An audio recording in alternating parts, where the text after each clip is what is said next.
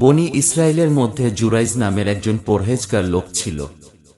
সে ইবাদতের জন্য একটি গির্জা তৈরি করে তথায় সর্বদা ইবাদতে লিপ্ত ছিল। সে একদিন নামাজরত অবস্থায় ছিল। এমন সময় তার মা এসে ডাক দিল। জুরাইজ বলল, হে আমার প্রতিপালক, আমার মা এবং আমার নামাজ, অর্থাৎ আমি এখন কি করব? আমার মায়ের ডাকে সাড়া দিব না নামাজে লিপ্ত থাকব? এই বলে সে নামাজের মধ্যে রয়ে গেল। মায়ের ডাকে সাড়া দিল না। মা ব্যর্থ হয়ে চলে গেল। পরের দিন তার মা আবার আগমন করল। সেদিনও জুরাইজ নামাজে ছিল।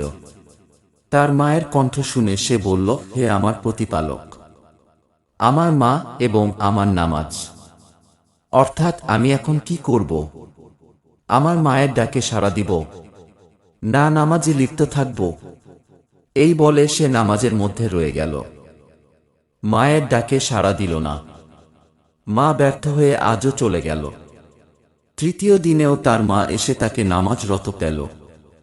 জুরাইজ তার মার ডাকে সাড়া না দিয়েই নামাজেই রয়ে গেল। এবার তার মা রাগান্বিত হয়ে জুরাইজের উপর এই বলে বদদুয়া করল যে, হে আল্লাহ, জুরাইজ যেন বেশ্যা মহিলার মুখ দেখার পূর্বে মৃত্যুবরণ না করে। বনী ইসরায়েলের মধ্যে জুরাইজ এবং তার ইবাদতের সুনাম ছড়িয়ে পড়ল। তাদের মধ্যকার কিছু লোক তাকে পথভ্রষ্ট করার জন্য চক্রান্ত শুরু করল। একজন বেশ্যা মহিলা সে সময় সেজেগুজে ঘুরে বেড়াত।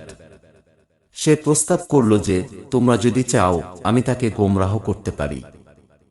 নবী করিম সাল্লাল্লাহু আলাইহি ওয়াসাল্লাম বলেন, অতঃপর সেই মহিলা জুরাইজের কাছে গিয়ে নিজেকে পেশ করল।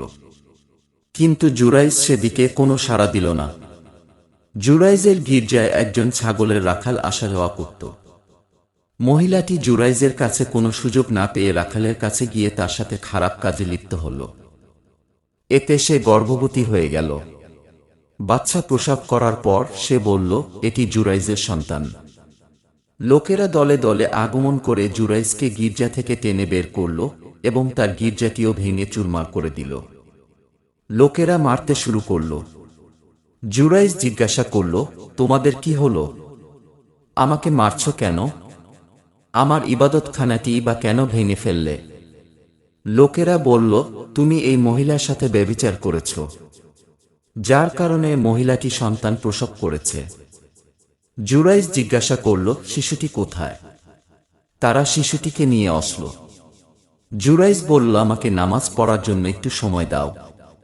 তারা তাকে নামাজ পড়ার সুযোগ দিল।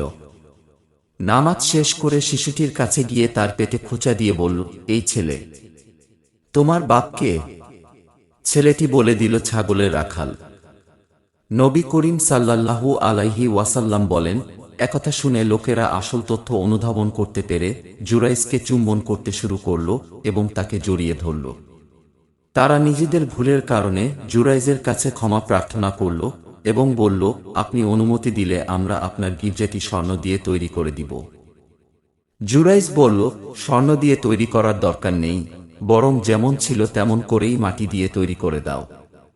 তারা তাই করল। মুসলিম অধ্যায় কিতাবুজ জিক্র। প্রিয় বন্ধুরা, এই ঘটনা দ্বারা প্রমাণিত হয়, যারা আল্লাহর উপর ভরসা রাখে এবং আল্লাহর ইবাদত করে, মহান আল্লাহ তাআলা তাদেরকে কখনোই নিরাশ করে না এবং তারা এরকম অলৌকিক ঘটনাময় দ্বারা ইতিহাসের পাতায় পাতায় থেকে যায়।